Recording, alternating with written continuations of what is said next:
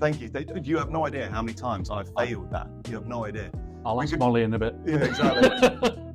Hello and welcome to another edition of the How I Failed in Business podcast, where we want to share with you all of the dilemmas, tribulations, failings, and the learnings, I guess, of business owners, entrepreneurs, professionals, and everyone else in between. My name is Rob Spence, the Managing Director of Paragon Sales Solutions, and I'm your host today. And I'd like to welcome, I'm going to say friend, a good friend, Jon Woodcock. Jon, thanks for coming on. Thank you very much for inviting me. Good to see you. It's been a while since I've seen you, actually. I feel like you've been in hiding for a while. How are things? All okay? Very, very well. Very well indeed, yeah. Good. I've not been in hiding. I've just been busy. For legal matters, he's not been in hiding. No. Yeah, absolutely. Just been avoiding me, I think. Yeah, just you, mate. Yeah. Everyone else has seen you. Yeah. No, but you're looking well. You're looking fit and healthy and such. So Jon is the founder and director of Arthur Jackman Associates. Jon, tell me a little bit about Arthur Jackman. So Arthur Jackman's was a little bit of a brainchild. So once upon a time, when I was in employed land, I was working for a very large international recruitment firm. I just happened to be at a family wedding, and a mate of mine said, I'm struggling. I really need to sort of recruit somebody, but I'm just not there financially. I had a brainwave after about 6 or 7 pints. As you do. Yeah. And I just went, I'll come and do it. So we hatched a bit of a plan where I would lend myself to him for a period of time.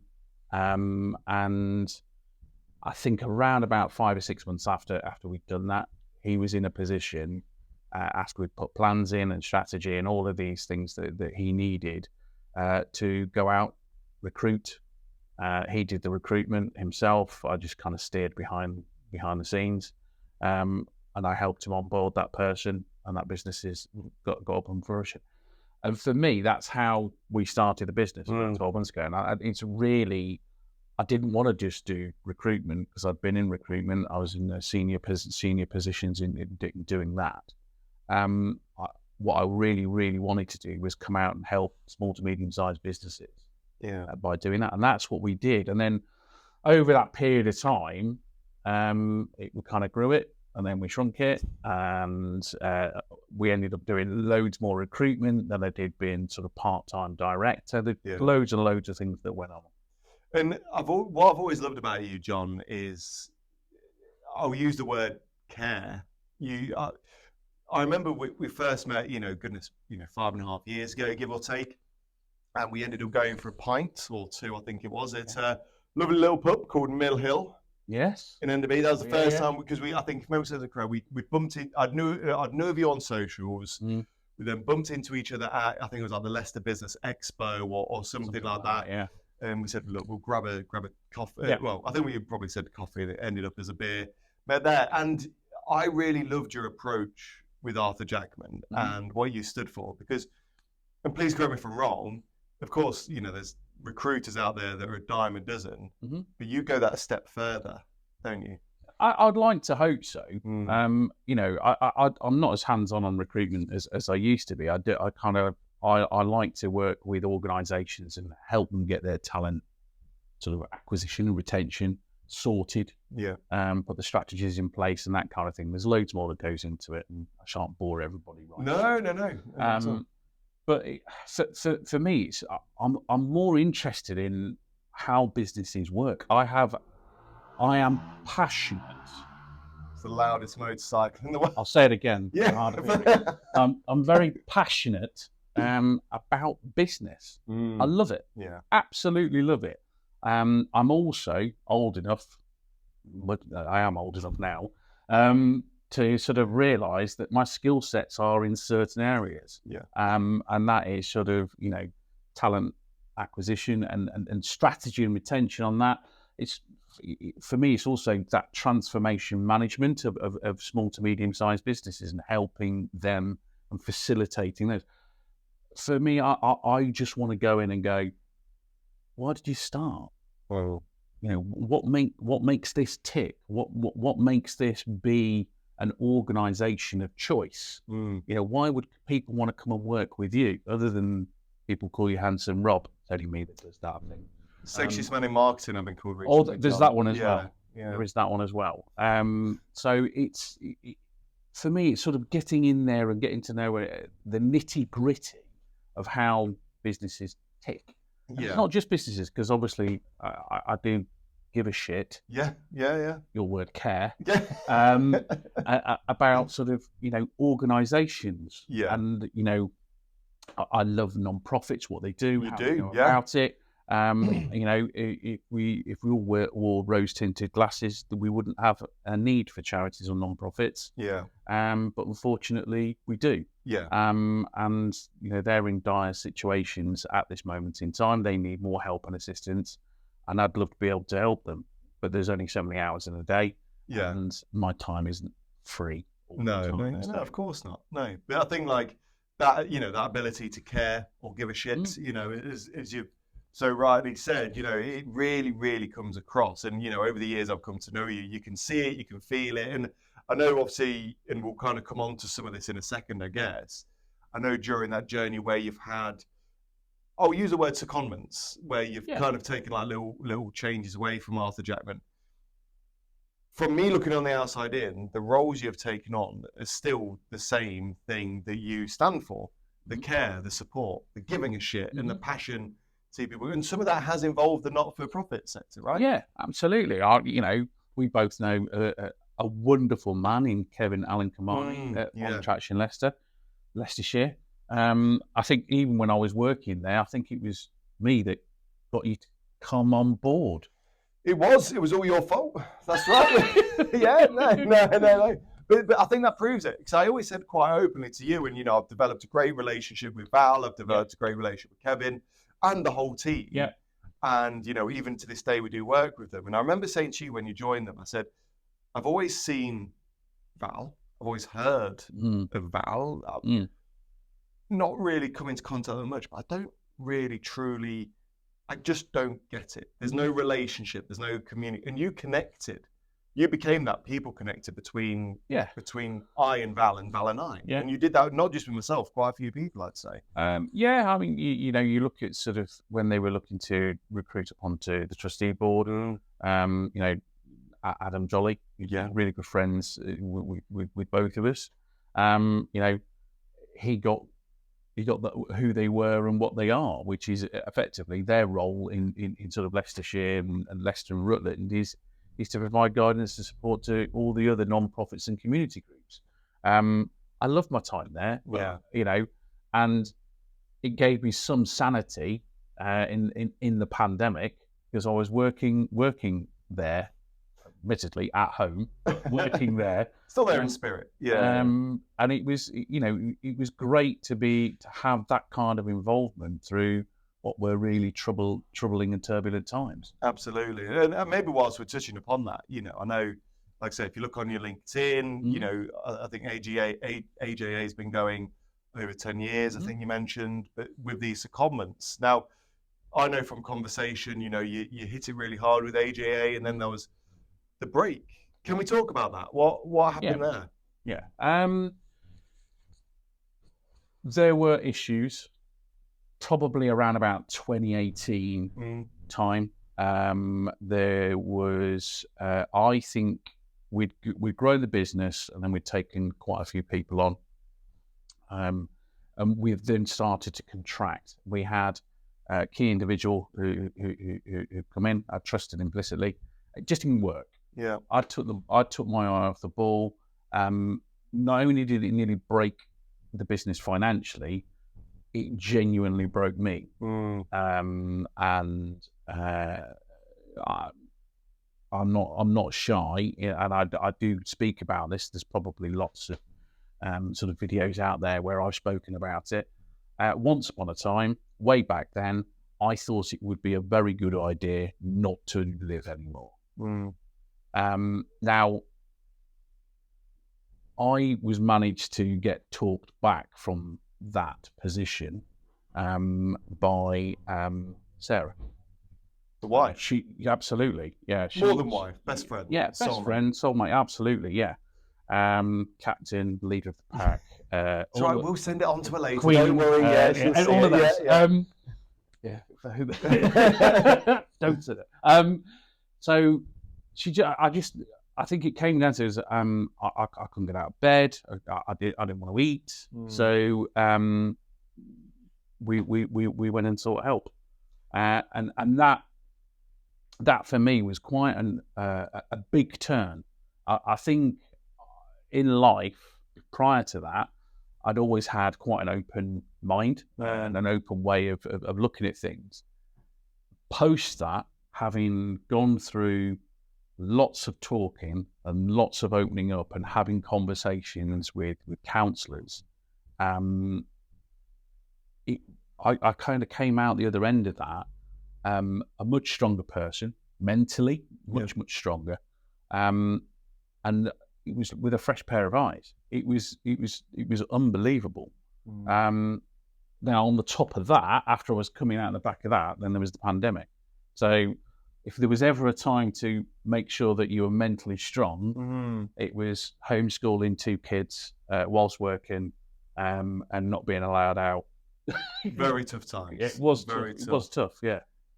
If you don't mind me asking, obviously, you know, it's really brave of you, and I think more of us need to admit these things that go on. You know, obviously the business must have been. Was there a catalyst that just got to that? Or was it one big event? Was it a multitude, or was it? I think it was just a number of events, and I think the fact that I probably wasn't, you know, ticking along beautifully, you know, then I just wasn't in the right place to run my own business.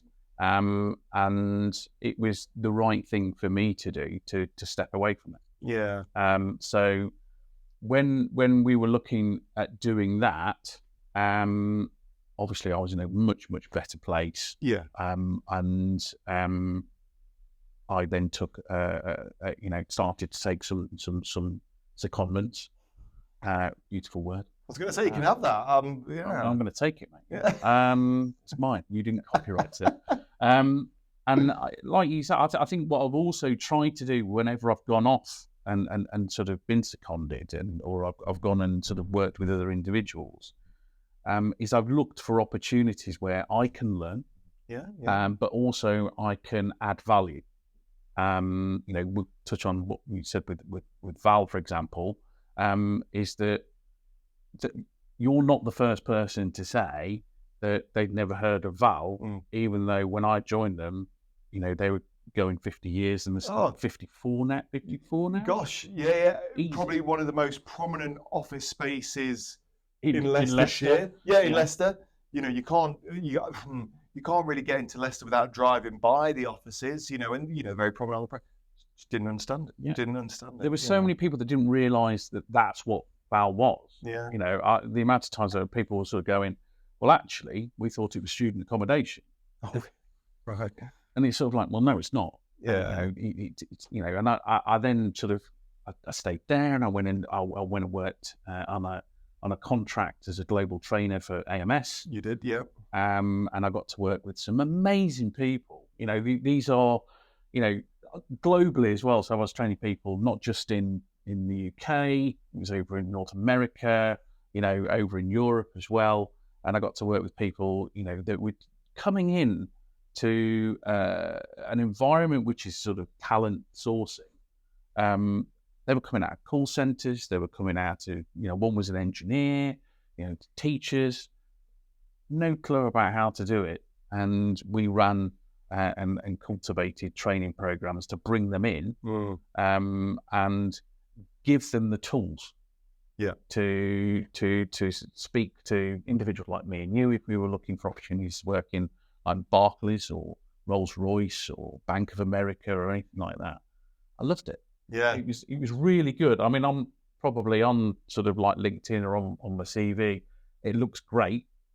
You're a global trainer and you were training people in New York on Zoom.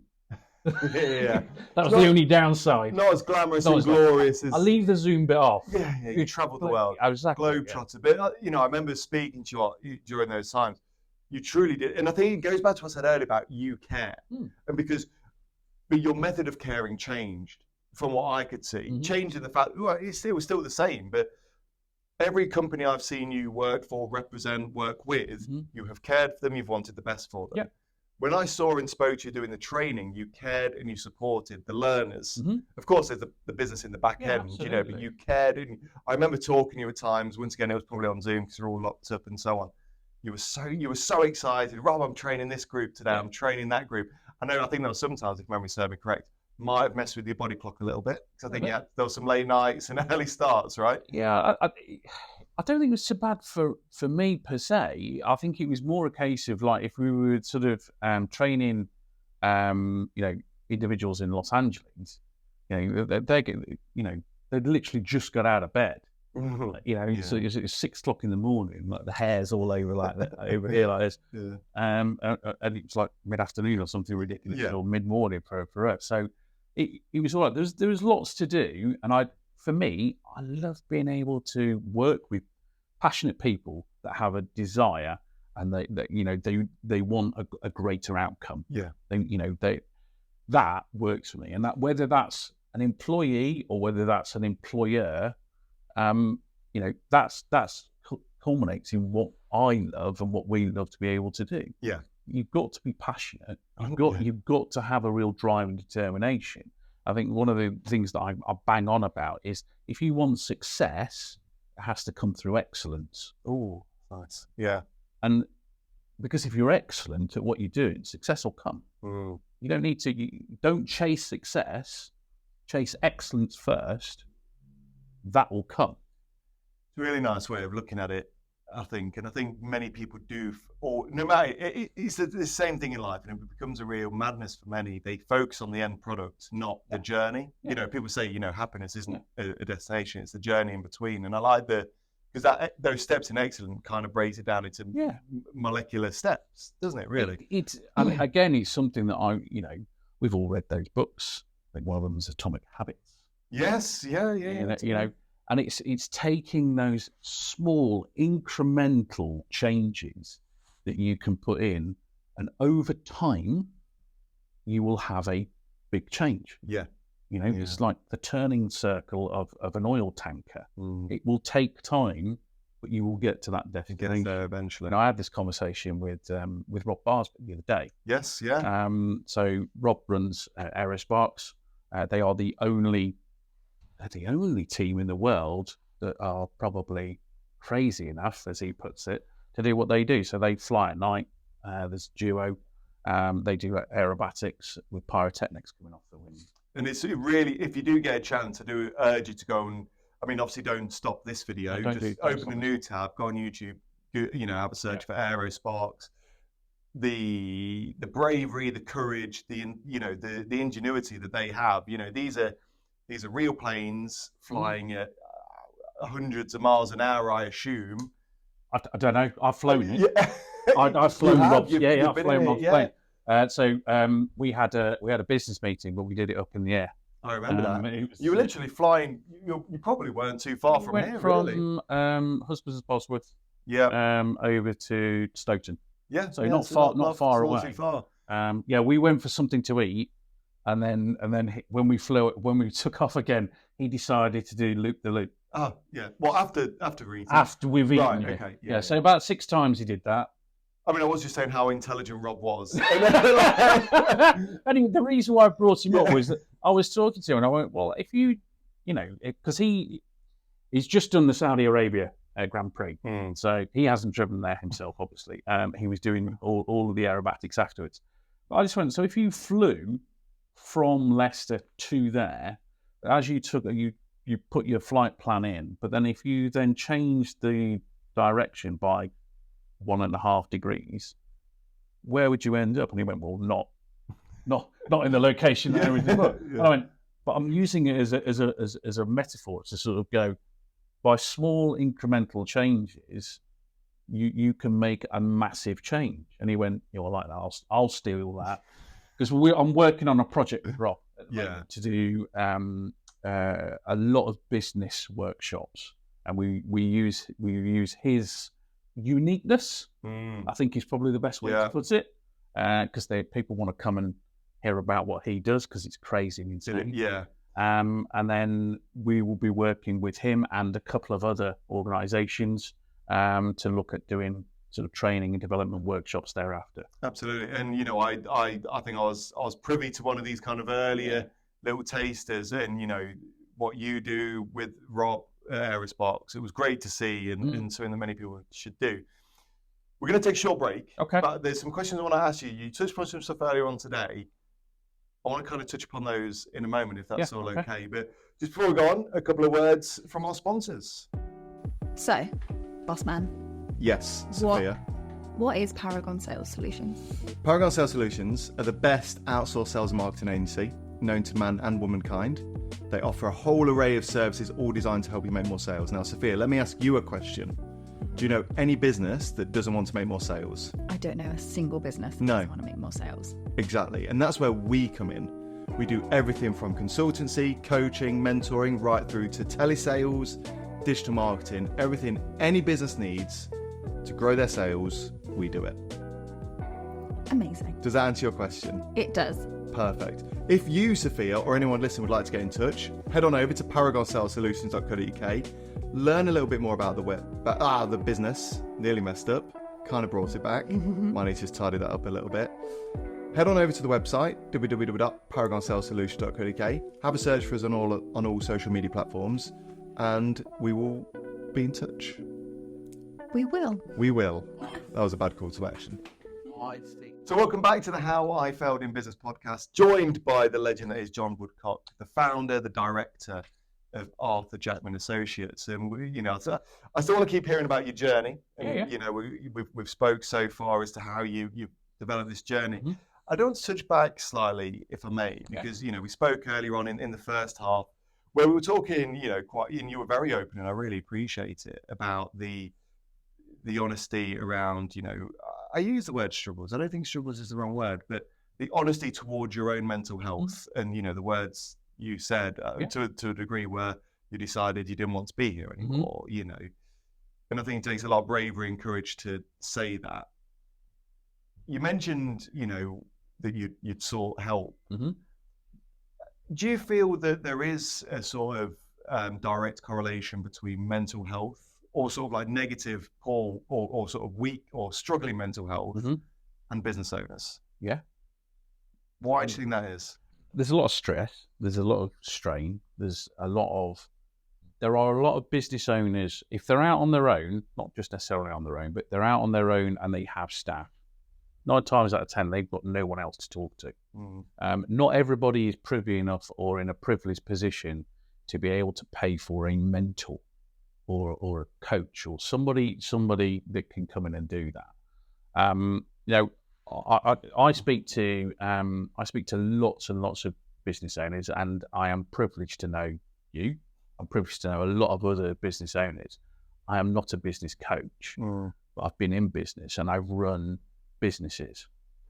So I'd like to hope I've got some idea about how to sort of work those types of things, because I give a shit as well. And I again, I say this, I'm going to put this on record now, aren't I?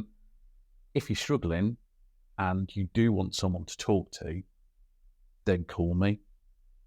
I'd rather be in a position where I can have a conversation with you and just see how you are. I will happily listen. Don't need to talk to you. I will happily listen.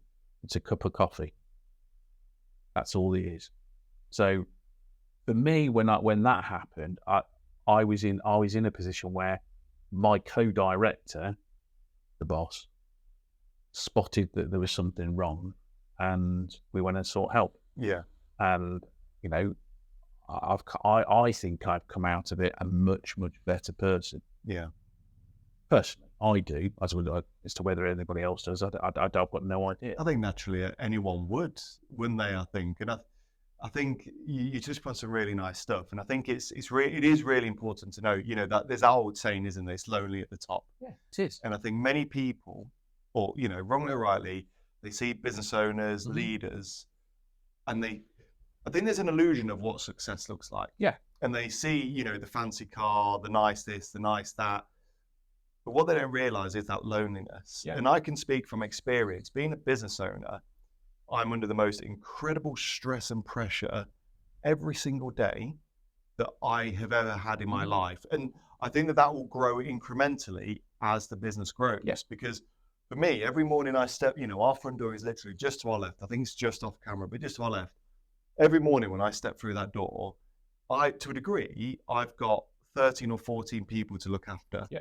I've got my own family to look after. I've got, the selfish things, my house, my home. I've got to make decisions as a business owner to support Molly behind the camera. Molly. Just her.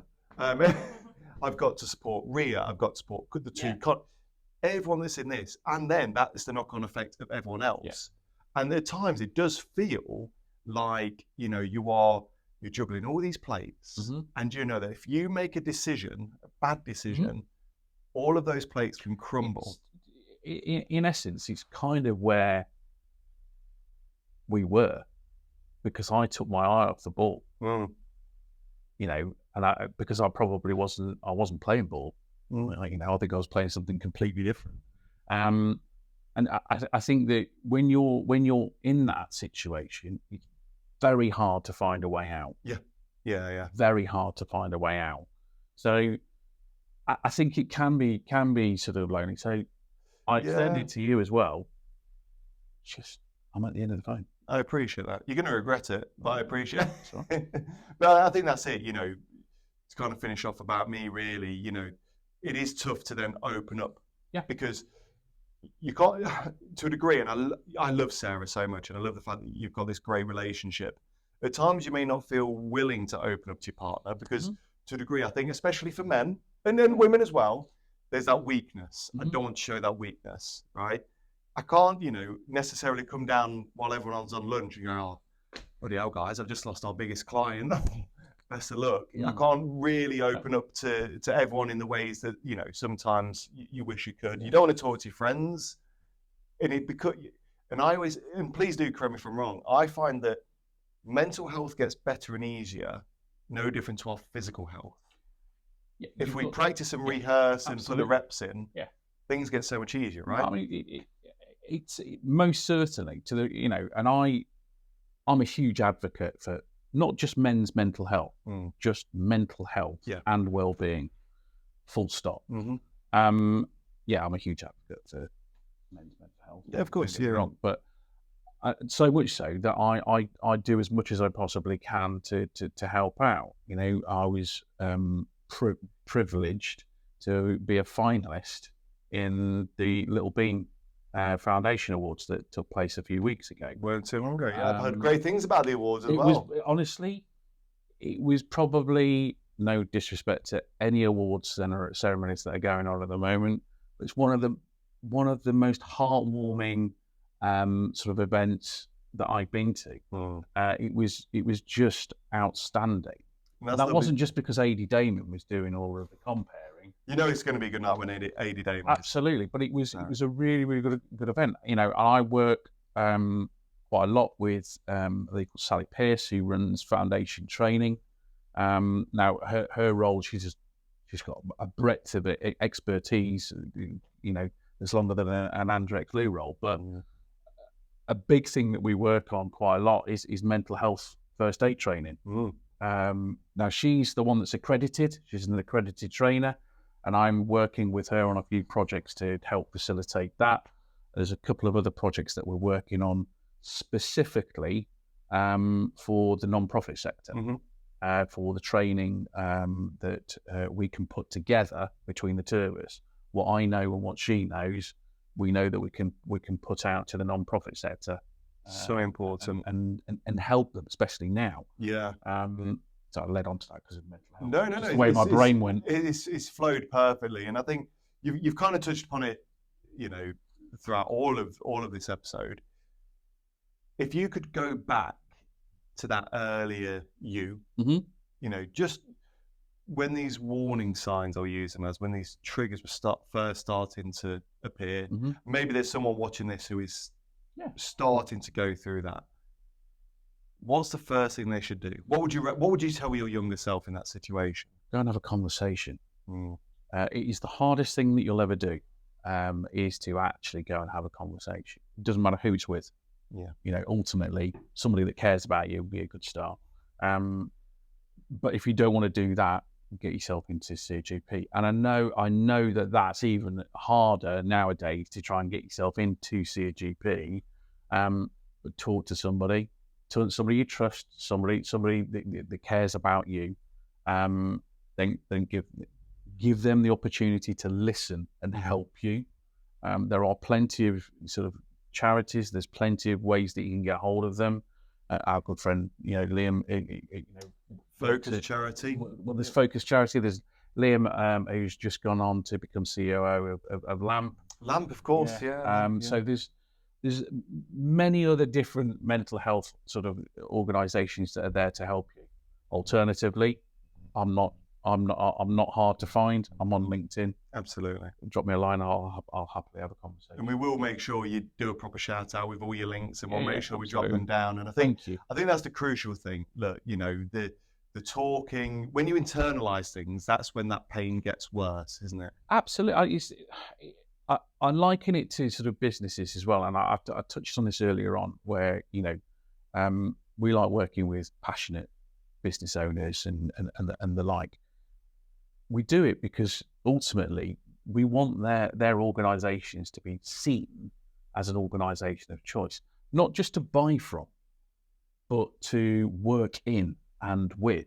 So if you have employees that are happy, and they're happy in the work that they do, they're happy when they're on the phone, they're happy when they're talking to people and customers, right? That shines outwards. Yeah. All right. If you see somebody who is struggling at work, don't give them a wide berth. It's not that, it might be that they are having a really shit day. All right. Go for a cup of coffee, go for a glass of wine, find out if everything's all right. Scratch under the surface a little bit. Give a shit about the people that you work with as well. Great. And ultimately, it's sort of taking that responsibility, the mental health responsibility, and being there and care. Yeah. And I think from that leadership point of view, what I will say on that, and I'm sure you'll agree, I think it's very important for leaders to listen more. 100%. Don't get me wrong, right? Me and Rob have worked in business quite a while, right? Business is there to make money. But without the right people, and without people, you will not be making any money. Yeah. Because those people are so vitally important to your organisation. They're your future customers. They're your current customers. They're potential investors. They are your staff. They are the people that work with you, not necessarily for you. They work with you. Yeah. Because they've got as much right to walk away as be employed. Yeah. So you as a leader need to give them a little bit of TLC. A base salary and 20 days holiday isn't necessarily going to be everything that's required nowadays. This was happening before the pandemic hit. It's just happened with a little bit more teeth post-pandemic. Yeah. Because people have had the opportunity to have more of a flexible work style. Yeah, agreed. Not necessarily just working from home, because working from home for everybody, if you have the ability to work from home, I'm not talking about people that, do a lot of hard work, working in warehouses and etc. Yeah. You can stack your own kitchen shelves, but you can't stack a shelf. It's not going to work. No.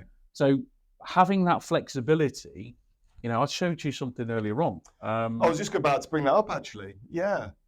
Where I've read a lot of job descriptions over the past sort of week or so. Just whilst we're getting Arthur Jackman back up to speed, stuff like that. My good lady has suggested that I go out and go on a secondment. Another secondment. Yeah. So I've read a lot of job descriptions, and there are some really good ones, really, really good ones.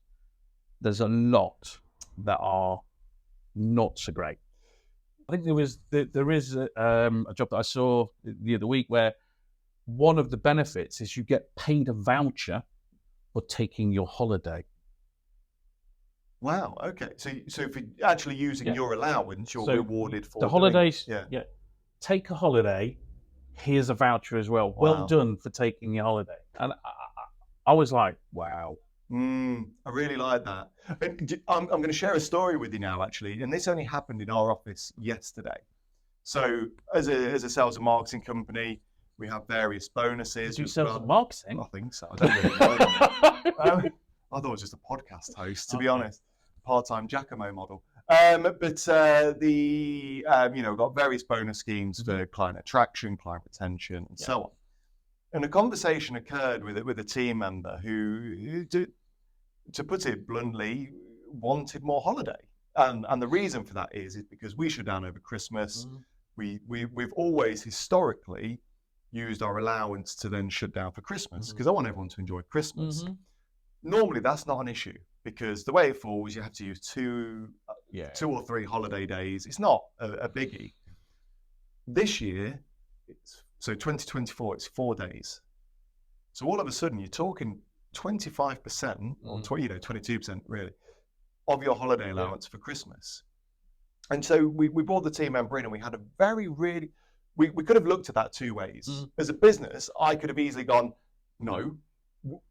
How many businesses do you know that goes, we've always done it this way? It's just what we've always done. It's one of honestly, that phrase. Yeah. It's like nails down a chalk. Ooh, yeah. I hate it. Yeah. It's we've always done it this way. There's no need to change. Or the arrogance of a leader saying, well, I've made the decision. Yeah. This is what I want. Yeah. This is what we're going to do. We had a very open conversation. It was myself, the individual that raised it, and one of my managers. And we were just coming up with ideas. And all of a sudden, that epiphany hit. And what we soon transpired is we looked at bonuses all wrong. Yeah. We believed, wrongly or rightly, that people wanted money. But they don't always want money. Not everyone is driven by money. Molly works for free. Molly behind the camera. I'm not sure she should. Don't you? Oh, I should probably sort that out. So I'm just going to go to the camera. There was a big shake of the head. Was it like a shock? Some people are driven by money. They want the money. They want the fancy things, whatever. But not everyone is. No. So what we've decided, and although we're still working on the tweaks and the changes, how it's going to work, we're going to change the whole bonus system. So the bonus system is still there. You'll be still rewarded for good work, but we're going to give people options. Instead of just saying, right, here's a lump sum of money. I love it. We can give you additional holiday days. Yeah. Of course, we will naturally cap that to, we've thrown around either 5 or 10. Yeah. But then at least those individuals that value family time, want extra holidays, maybe they're going through some personal things, but they don't want to lose money for having unpaid holiday, they can then work harder. Everyone works hard, but they can work hard to get the bonus, then take the time off. That's, for me, that's exactly part of what we talk about. We bang on about quite a lot, which is you need to be seen as an organisation of choice. Yes. Yeah. Which is you've got staff, all right, that really like coming in. They really like the job that they do. They get on with it, everybody. So retain that knowledge and expertise. But if you are an organisation that's growing, that's your marketing. Yeah. Having bespoke benefits, which isn't just one, here's the shelf, we're taking it off. You're quite right. It isn't just about monetary bonuses. Yeah. It's all of those different components that will add value to those that work with you. Absolutely. And that whole working experience, I say it to everyone. I'm sure I've said it to Molly. We spend... She shook her head again. I've never spoken before in my life. We spend, 60 to 70% of our lives in work. So although, yes, of course, we need to work hard to make money and do all the capitalist things that we should be doing, we've got to have an experience and an ethos and a culture and we can do the usual things. We're sat in front of an arcade machine, a bar that no one ever uses, believe it or not, and I know, look at all the dust gathering, but they never use it. But it goes beyond that. And, look, we've got a very open door, just to kind of finalise on the mental health piece, really. We've got very much an open door policy in terms of, I don't think there's a team member here who has not cried in front of me. And just to make very clear, HR, that's not because I've made them cry or anything like that. It's because something's going on at home. Something's going on in their personal lives. They're feeling stressed, overwhelmed, burnt out, and we have conversations around it. But that shows me, as a business owner, as someone that goes into many organisations, that your staff are privileged enough to go, I'm okay. I'm okay. I'm safe. Yes. Yeah. I know that if I talk to Rob and I'm open and honest, and I might shed a tear later, I don't know. Is that, they have the ability to go, I need some help. Agreed. Yeah. And it's that comfort and knowing and fully understanding that there is a helping hand. That's how it might should be the boss, but they work with you, not for you. 100%. And I think that's how it should be. So big journey. We could probably speak for hours about the journey, but and ironically, the sun has just come out on what is a very weird, peculiar day weather-wise. Yeah. The sun is coming out on Arthur Jackman Associates again. Yeah. We're just, we're relaunch, or you're relaunching. Yeah, we took the decision. It was never gone.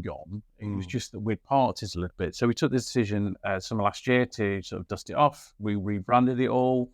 We dropped the associate. No, it's fine. We dropped the associate, so it's just now. We'll bleep out. No. It's all good, because that's what for me.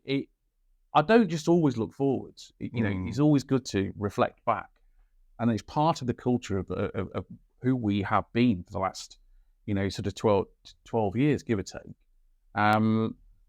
So it's just Arthur Jackman, or it gets labelled as AJ. AJ, yeah. Not more times now than ever before. So me and Sarah rebranded it all. We've redone it all. We've rejigged it all. We're happy with where it is. And we've started to go back out and speak to lots and lots of people. And I'm genuinely really excited for you. And I guess if there was one person that's watching this and you'd want them to reach out to you and the kind of business you want to be looking for, you sort of sat there, why should they and what can you do for them? Well, it's coming in and utilising our expertise. We've got over 25 years worth of expertise in transformation, lead management, marketing and brand visibility, as well as the talent acquisition and retention. And that's the skill set that we hone. We know that bringing somebody in of my caliber on a full-time basis or as a combination with me and Sarah on a full-time basis to small to medium-sized businesses is really expensive.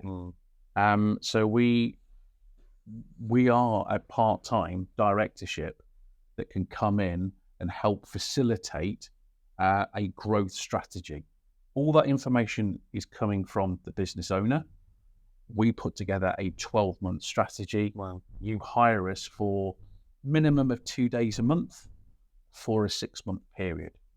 But when we leave at 6 months, when we leave at 6 months, that strategy stays with the business owner.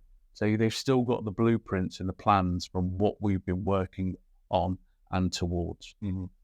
That's fantastic. And I will give a massive vouch out for Jon right now. Like I say, Jon, we've been in business 6 years, and I'd say I've known you for probably, 5.5, probably 5 3/4 of those. And out of every business owner I've met within Leicestershire and up and down the country, I don't think there's anyone as passionate, dedicated, a joy to work with, knowledgeable.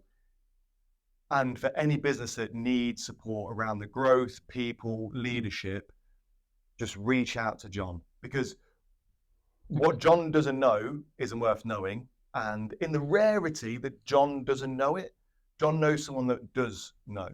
So I'd like to say I think I'm relatively well connected. Don't know everybody, nobody does, right? But like you say, I've put HR departments in place in businesses and organisations. Do I want to do it again? Not really.